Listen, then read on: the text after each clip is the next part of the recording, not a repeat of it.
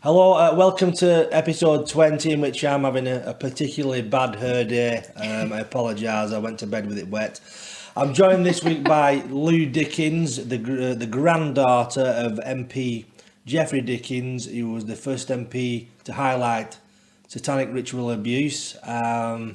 Lou is John Wedge's right-hand woman in the John Wedge Foundation, so hello, Lou. Hello, thank you for having me. What was it like having a granddad like Geoffrey Dickens? What was it like for him, just being the first MP to kind of bring all this to light? Was there a lot of ridicule with it? Or A lot, yeah, a lot of unfair ridicule. Grandad died when I was 8, so I was still quite young and didn't really understand what Grandad did. yeah. I just knew when the news came on and the bell went on Big Ben, I knew Grandad worked there. Right. And that's all I knew when I was Yeah. little. Just Grandad works there. So I remember a few things. I remember it was all about the children when I was little. I remember he had this huge house, and in one of the bedrooms there was a load of merchandise, and it Okay. was all he ran a campaign saying it's okay to say no. Okay. And he did a song for it. He did school activity books. He had the T-shirts. He had the umbrellas. It was like I remember he had this big bright. He had like a box of them. These big bright yellow umbrellas, and they had "It's okay to say no" on. And so I remember when I was little that Grandad was all about supporting children. Yeah. But for me, being 7 or 8, that went over my head. I just wanted to play with a load of umbrellas and run around the house like Mary Balloons Poppins. and stuff, yeah. Yeah. He did that campaign with the former boxer. Well, I think he's still boxing actually, Nigel Benn. Okay, right, yeah. Yeah. So I remember in that room there was this huge picture of Grandad and Nigel Benn. They both signed it. God knows where it is now. So he, like Nigel Benn, came on board with the campaign to protect children, and it was all about giving children a voice and letting them know that it was okay to say no. Say no, just don't get in cars with strangers, because that was the era, wasn't it? Come look at my puppies. I had 3. I've mentioned this before. I had 3 encounters where I nearly got molested off. It's another story, that kind of. Yeah. With the 80s, there was a lot of. It's always kind of there, like, you know what I mean. But Yeah. so, how did he uncover the satanic ritual abuse aspect of it? Do you know much about it? So from what I know, from what I've learnt through speaking to MPs, to lords, to people that Grandad was connected to at the time, I keep asking the question: what spurred him on? What made him go down this path? Because it's no secret that when Grandad was 12, he contracted polio.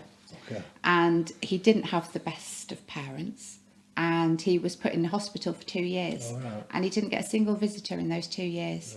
Not one person went to see him, and so he was in hospital by himself for 2 years. And I often thought, did something happen there? Is that what the trigger was? Did something happen to him? Did he see something that didn't sit right with him? What was it? Because before he was an MP, he lived in St Albans, and when he was there, he set up kind of like a scouts for boys and things, because there was nothing for the boys in the village to do. So he set up like a boys' brigade. Yeah. He did football coaching for them. He did everything, and then all the local people proposed Grandad proposed that he became councillor. Then they put him forward for mayor. Then they put him forward for county councillor. And then he ended up standing for Parliament. And it was kind of the community that was pushing Grandad, because from what I've learned from my dad, Grandad was like, no, I'm fine. I'll just keep. So he was always very, very focused on providing services for the children, providing a safe place, providing them something to do. He was always very focused on that. So I was thinking, did something happen there which spurred him on? Is that what it was? Then I've spoken to other people that knew Grandad and have researched all his work and things like that. And I think the turning point for Grandad was when Cyril Smith he was in the neighbouring constituency to Grandad. Rochdale, Smith, yeah. And Grandad was Littleborough and Saddleworth. Yeah. So I believe the turning point was when Cyril Smith was coming into children's homes on Grandad's patch and abusing children on Grandad's patch. That's what I've been told. That was the point where Grandad went, boom, no. Yeah. And so he was quoted as saying in the press that when he handed in the dossiers, which he did to Leon Britton, which we can talk about, when he handed those in, he'd said, when it comes to friends, because one of his friends was on this list, when it comes to friends, protecting children always comes first. It always comes first, and that's how loyal and that's how strong he was about protecting children. But to me, I think at that time when Grandad was doing this, he had my older brother, so he already had it. He's got his 2 sons. He had my older brother was already born, and he knew his family was safe. Yeah. He knew that we were all okay. I came along, my little sister and stuff like that. And he knew we were all fine. But yet he still put his life on the line, which he did, to protect all the other children. Yeah. So to me, that makes me love him so much, because he could have turned a blind eye like everybody else does. Of course. Everybody else does. Take the checks and just don't, Exactly. He could have quite easily just gone, well, my nest is fine. Yeah. It doesn't matter about everybody else, because that's what everybody else does. Yeah. No one else tackles this the way that he did, and nobody else has since. No one before, no one since. Where are all our members of parliament? Why are they not in absolute uproar about the abuse that's gone on historically, about what's going on right now, and about the whole COVID thing? Yeah. Like, I was speaking at a protest a few weeks ago in London with Piers Corbyn, and I first of all I said and it was an anti-lockdown protest, and I said, I'm here to represent the children, all the children that are suffering in this lockdown. And it infuriates me, because there are so many children that aren't very well looked after, but they're not under care plans.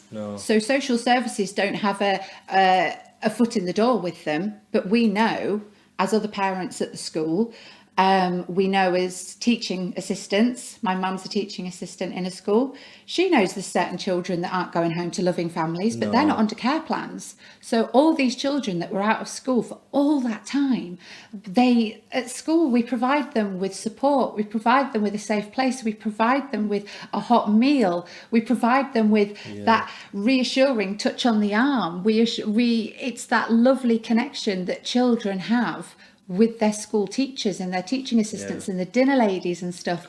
I remember when I was little, when I was at primary school, I loved my dinner lady. She was called Mrs. Turner. And I remember if I had a rough time at playtime, when kids are being kids, and kids are horrible, aren't they? And I remember I'd go see Mrs. Turner and she'd wrap her arm and I'd just have a cuddle with her. And I loved it. I absolutely, and I'm 33 now, and I still remember that from being in like year 4, year 5.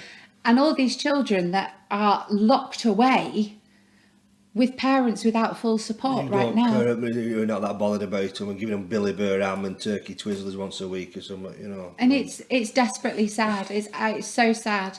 So that's the biggest bugbear for me in this whole lockdown is the children that are being forgotten about. Yes, that little gap in the middle, the ones that aren't on care plans, the ones that don't have it breaks my heart. It really, really breaks my heart. I mean, the whole thing is, the virus is secondary to everything else they're doing in it, but it is. Did you Sorry, I digress. No, it's okay. You can do what you want here. I digress. You can do what you want here. That's the rules. There are no rules.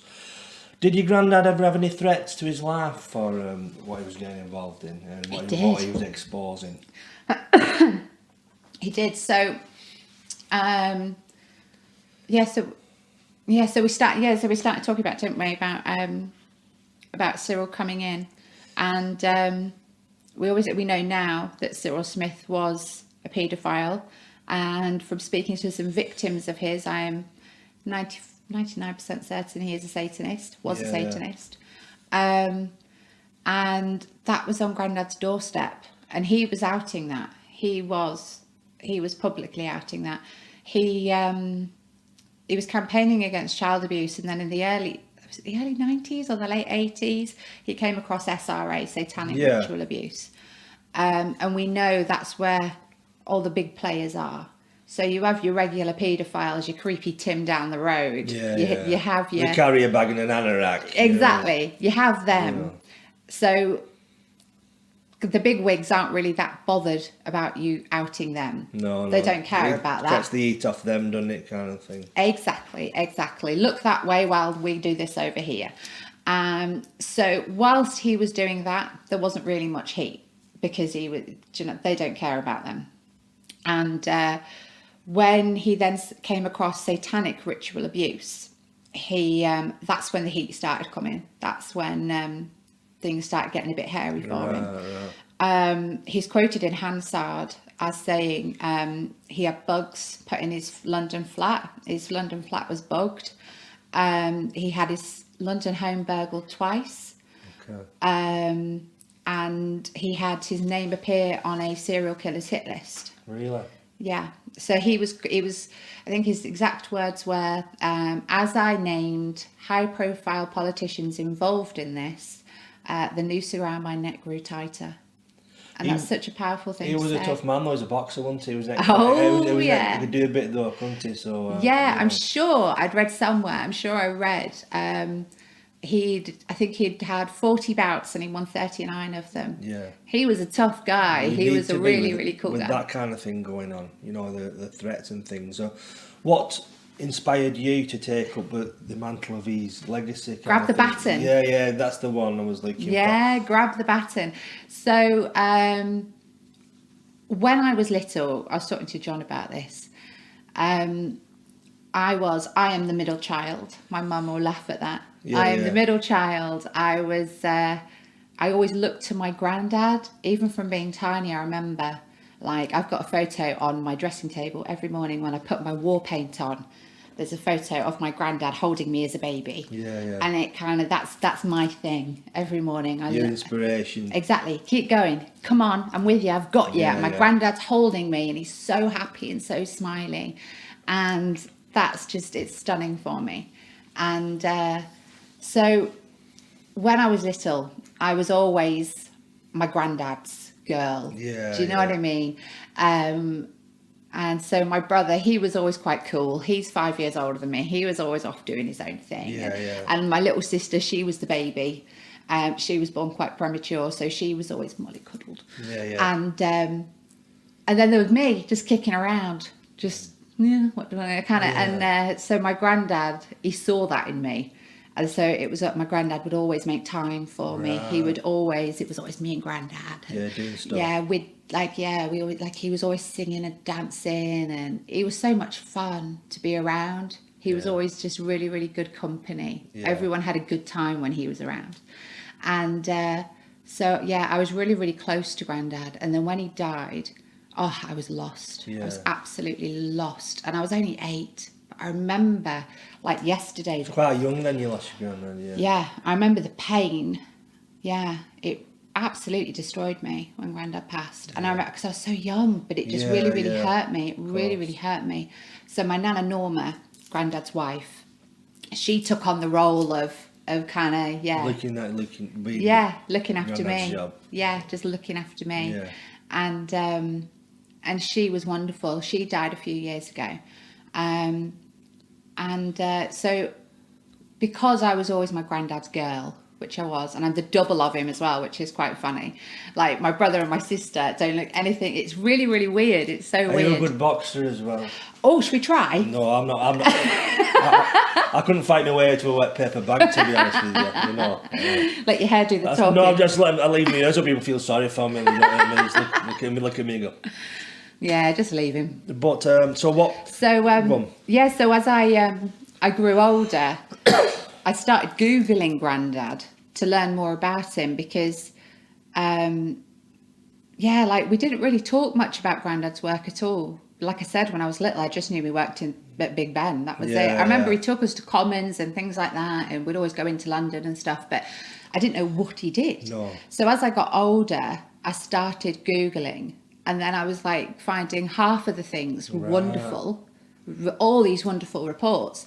And then the other things were, what a buffoon, red top newspaper, rent a quote, Billy Bunter, all these horrific things. Yeah, And I was yeah. thinking, what the hell is going on here? And I was so confused.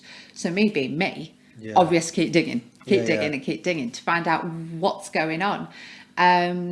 So I did, and then realised how much he did on protecting children. Right.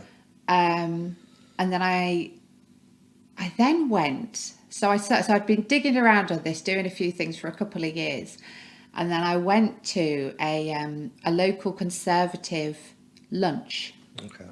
and I knew Edwina Curry was going to be there. And at home, I've got an awful lot of my granddad's stuff, and I had this letter off Edwina Curry to my granddad. So I dug it out, put it in my handbag. Yeah. And then I go off to this afternoon tea, and I miraculously end up sitting next to Edwina Curry. So we sit there and we're having a lovely chatter and stuff, and it was all lovely.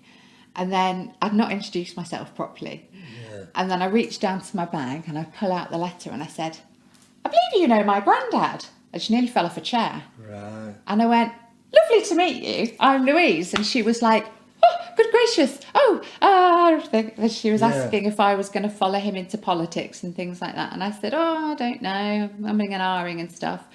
And I said, what can you tell me about him? So she told me some lovely, lovely stories about him, about how when they used to, I don't know if they still do, when they're going into Parliament for the day, to reserve your seat, you get a prayer card and you write your name on the prayer card and you go put it in the back of your bench. Right. So that reserves your seat. Because obviously there's not enough seats for the amount of parliamentarians. So she was saying that when they'd go early to reserve their seats, waiting for the doors to open, there would be like a gang of them outside. And she said that Grandad would entertain them all with stories and this, that and the other. And he'd be the one like entertaining everybody. And entertainer. Exactly, yeah. And he'd keep everybody all entertained. Then, so she told me some lovely, lovely stories about Grandad. And then she said, she asked me again, like, am I going into politics? And I was umming and ahhing. And then she said, actually, no, you should. You should. You know how forthright she is. Yeah. So I said, all right, then I will. So I went, that was on a Friday afternoon. Monday morning, I was at my local Conservative office having a meeting with the chair of the Conservative, my branch. And I said, right, I'll stand, I'll do it. So I got a seat, got a seat, ran my election literature, everything, did it all. Lost my first election. I've stood independent around here twice. Have you? Yeah. Yeah? This place is like predominantly Labour. You know, the old joke, you could put Hitler up or a Nazi and they just vote because it's red. But this is not about this. I'm going, but so your campaign, you lost.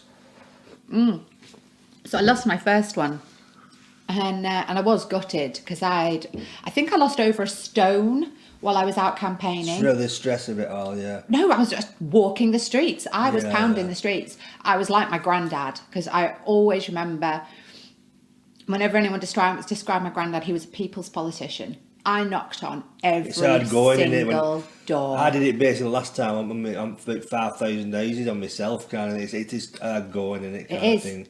Dodging dogs and like, you know, angry people and. There was one. Talk about dogs. We had a letterbox, and on the outside, because you post your literature through. If they're not in, I'll call back or ring me, this, that, and the other. And there was a little sticker on this letterbox, and it said, "Please don't put your hand all the way in." Yeah. And I thought, oh, this is interesting. So I pushed it through, and a few of the old school ones told me to always take a wooden spoon with me. That's a clever idea, actually. Take a wooden spoon to push your literature through, right? So obviously I had to have a peek through this letterbox to see what was going to get me. And it was a cat. This cat sat at the back of the letterbox, and when you put your fingers through, this cat came up and got you. It was so funny. That really is a lost art. You expect flying arrows come out when you're dove or something like that. What's and then you hear gonna that get me? thump of two big paws on the door, like. Yeah, and then, boom. Yeah, but it was this cat. It just sit there and wait for the post to come and get the postman's finger. It was so funny. So I lost my first one, and I was gutted. I was absolutely gutted. And then a couple of months later, there was a by-election. Okay. And so I stood for that, and I won. Right. Oh, I was elated. I was absolutely elated. I got in, and I thought, that's it. I've made it. I've made it. I could do something now. I'm a councillor. I can make changes. This is amazing, right? And I remember I was so pumped up. I was a woman on a mission. Like, I had my iPad, I read every agenda, I read every minutes that had previously been for that year. I was a workaholic. And I campaigned to get safeguarding training in for all of our taxi drivers. Okay. Taxi drivers, they're amazing. They're in the community. Everybody, like vulnerable families, don't drive. They rely on taxis an awful lot of the time. A lot of vulnerable children get taxis to and from school. So these are the people that are looking at our community's children day in, day out, and they don't know red flags. Why not? Why are we not doing that? We DBS check them and we give them a license, but they're having contact with our children. Why are we not training them on what to look for? So I got that implemented.